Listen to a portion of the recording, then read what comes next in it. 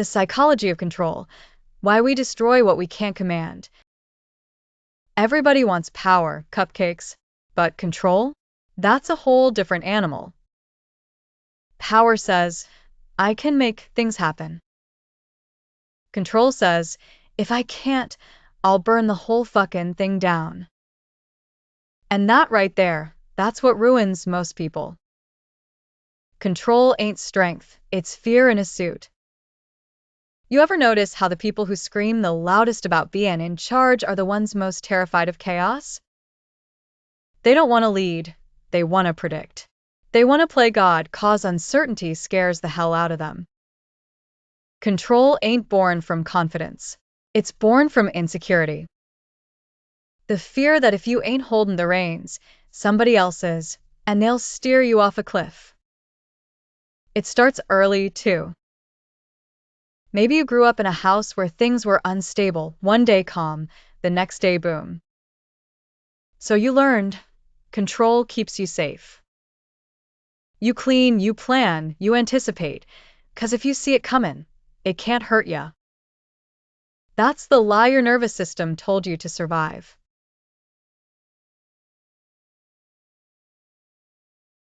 The truth is, control's an illusion dressed like order.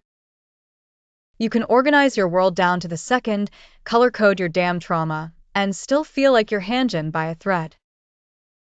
Because deep down, you don't trust life, or people, to move without betraying you.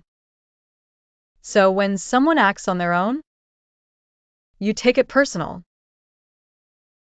When things don't go your way, you break what you built, just so you can say you ended it first. Control freaks ain't just manipulators, they're defenders. Every rule, every plan, every I'll do it myself, that's armor. You ain't trying to dominate the world, you're trying to protect the wounded kid who learned chaos meant pain. Why we destroy what we can't command. Here's where it gets ugly. When something or someone won't bend to your will, a partner, a business, a dream, it don't just frustrate you, it threatens your identity. You've built your whole self around being the one who decides how things go. So when life don't listen, you panic. You'd rather scorch the earth than face the helplessness of surrender. That's why some people blow up relationships the second they lose control. That's why bosses sabotage success when the team stops needing. That's why lovers leave before they get left. It ain't about ego, it's about survival. Destruction feels safer than vulnerability. At least you pulled the trigger. The psychology behind it. Psychologically speaking, this comes down to trauma and trust deficits. If your early life taught you that safety was conditional, that love had strings or chaos hid behind every smile, your brain learned. If I control it, I can't be blindsided.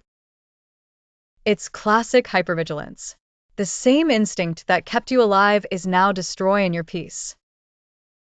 The kicker? Control addicts are often perfectionists. You think if everything's flawless, nothing can fall apart. But life don't give a damn about your spreadsheets, sweetheart.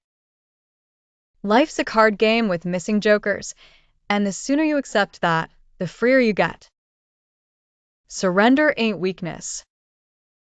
The word surrender gets a bad rap. You think it means losing? Nah.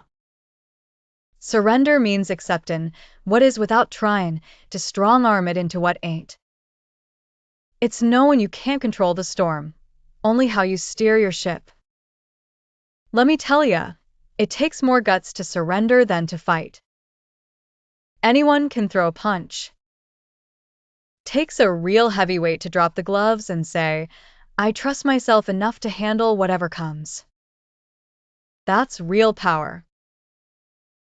Not domination, discipline. Not control, composure. The healing process. If you want to loosen the grip, start small. Let somebody else take the wheel, metaphorically or literally. Sit in a conversation and don't interrupt. Let a plan fall apart and resist the urge to fix it. Notice how your chest tightens? That's the control wound waking up. Breathe through it.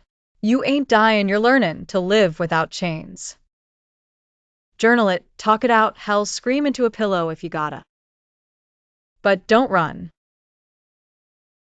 'Cause every time you surrender and survive, your nervous system rewrites the script. See? I didn't need control to stay safe. The freedom in letting go. When you stop trying to command everything, you start experiencing it. Love feels deeper. Work feels lighter. People surprise you in good ways.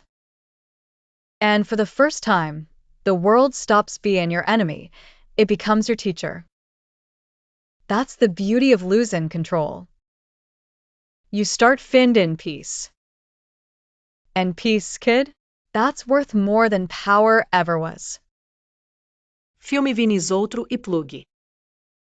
So next time you catch yourself snapping, 'cause things ain't perfect, remember this. You don't need to control the fire. You just gotta learn not to stand in it. This is Bambi, reminding you that real strength ain't about running the world. It's about knowing when to loosen your grip and trust the dough to rise on its own. Hit that subscribe, show some love to the Pizzaverse, where psychology meets street wisdom, one espresso-fueled truth at a time. Thanks for watching.